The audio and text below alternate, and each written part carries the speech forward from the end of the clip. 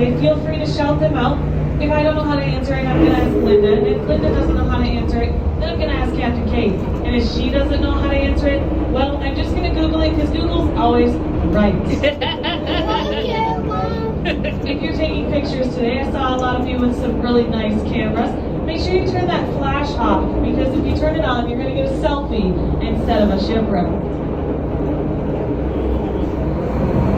Now here's what's going to happen. It's going to start in the back well, slowly make its way up to the front.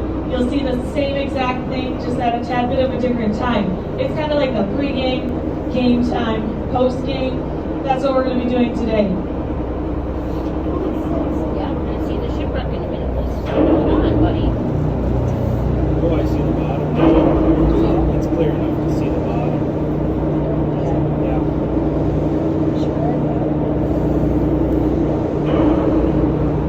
There she is.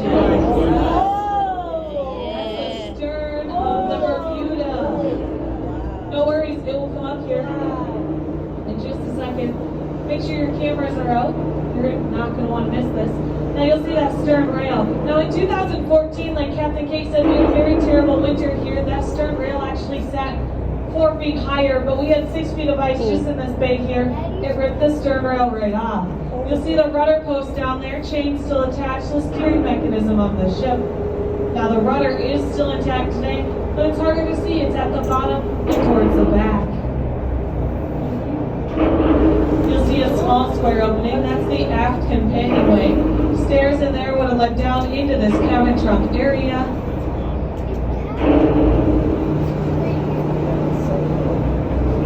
This cabin trunk area is a 20 by 20 section.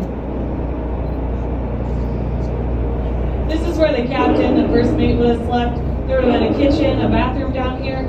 It sat 4 feet down. You'll see the beams where it sat. Then you'll see this side railing. Now, a few years ago, before the Ultra Underwater Preserve was established, this side railing was attached. Then some boats tied directly to the shipwreck ripped the stern railing off, but they were nice enough to put it back on top for us to see. You won't get stuck. She knows what she's doing.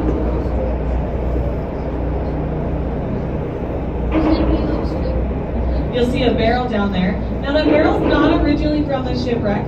It's still the time correct for the same year as the shipwreck. Now, I don't know what was in the barrel, but being 22 years old, I have my thoughts of what was in it, and you all have yours. This small square opening is the aft cargo hatch. It's the smaller of the 2 cargo hatches that are on this ship. Now the cargo that was down there was the high-grade specular hematite. Now could you imagine loading and unloading this with buckets, shovels, wheelbarrows? We're going up this broken up deck area. This is where the Canadian salvage company took that giant log boom, smashed it through the deck to get light down to those hard hat divers. Now those divers are not the divers that you're thinking about with the tanks on their back. They're the divers with the giant brass helmets, the giant canvas suits, and a hose running up to your best buddy on the boat above, pumping you some fresh air. You better not make your best buddy mad that today.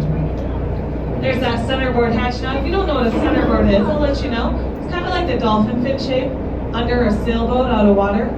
This one was actually raisable, so they could raise it up through shallow canalways and put it back down in the deeper waters. We're coming up towards that bow area, so make sure you've got your cameras out. We've got this forward cargo hatch, the larger one of the 2. And you're going to see a small circle. That's the bilge pump hole. That's where these men would have been pumping water out of the hull of the ship. This giant hole you see here is 3 feet in diameter. That's a 4-mast hole. The mast is 110 feet tall, made of white pine. Now all the sails, the rigging, and the mast, they were taken off the ship and put onto another ship, as they were all transitional. Here comes that chain locker into view. Rectangular opening. Now ropes, chains, they would all have been stored in there, along with the 2 men low on the totem pole sleeping up there. A lot more of a bumpier ride at the bow of the boat. Hawseye rings off to the side of that. Ropes and chains would have came out of that to dock this ship.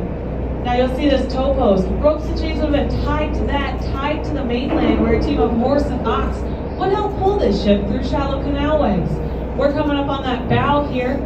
Metal strapping still on there. Captain put that on there to lower his insurance rates and for any damage that would happen to the bow of the boat from logs or ice in the water. Now, yeah, they did have insurance back then, and unfortunately, yeah, it's still cheaper than today's rates. Now, don't worry. I'm pretty sure we're going to take a drift back down to the stern. So if you miss anything, you won't miss it after we drift back down.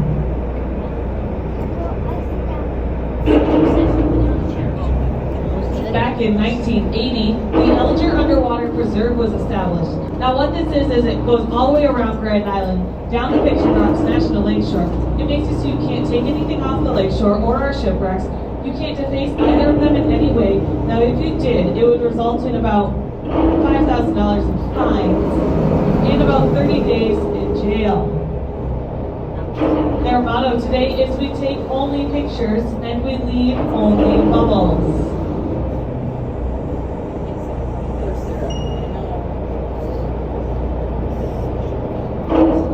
There's another one. Yeah, coming.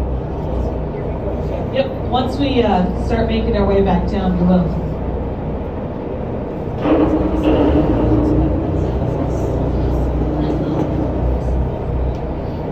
I always like to take a look at that side rail there. That side rail kind of gives you a perspective on how the ship is shaped. So if you're looking at it, it kind of goes down and curved in. Yeah. I always like to think of a banana on a countertop. The bow and the stern are pointed upwards. So from the surface, we're at about 30 feet. This right now is only about 6 under our glass.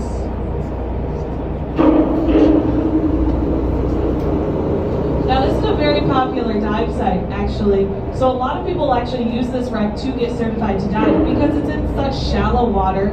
It has big openings, you can't get stuck inside.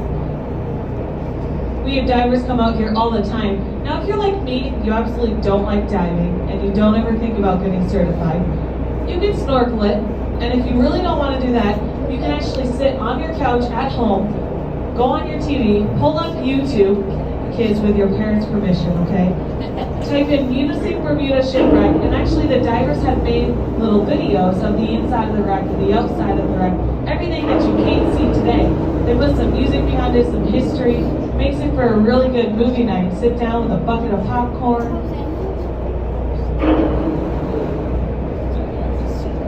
Now I see we do have some kids on board. I do have a few jokes in my book, but I have to be asked to tell them. All right, I got an adult that said I could say it. So, here's the joke. You ready? What's a pirate's favorite letter? Ah, you all must think it's R. But actually, the pirate's first love is always the sea.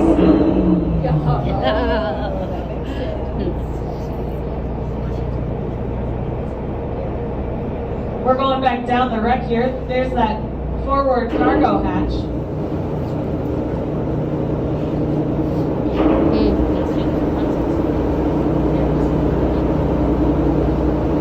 A lot of people like to ask me about how long the shipwreck's going to be down here.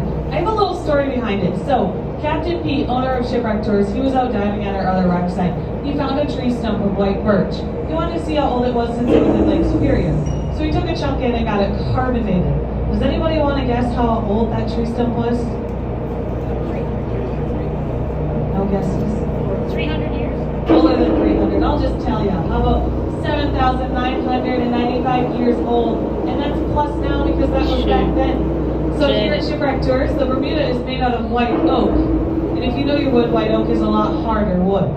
So here, we like to call it job security.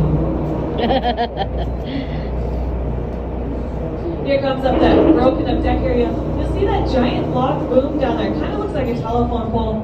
That's what they used to smash the deck open. Didn't have lights that went underwater back then, and we don't today. This is all natural sunlight. There is no lighting underneath our boat. That would be way too much maintenance. Our lake doesn't get very warm. And I don't know about you, but I don't know how long a light bulb would last under there in about 42-degree water all season. We're coming up over that cabin truck area. Now, when the ship was going down, that cabin truck actually popped off like a cork. The pressure built so much, they were unable to find the cabin trunk. It is believed that it probably is somewhere on Grand Island, used as like a deer camp or something. Here's that side railing that the divers ripped off before the Elger Underwater Preserve. Now we're coming up on that stern again, so make sure your cameras are ready for it. I love this stern. It kind of makes it really look like a pirate ship. Right in that small square opening, the aft companionway, there's a little stick ladder to get down into that cabin trunk area. Here comes that stern railing.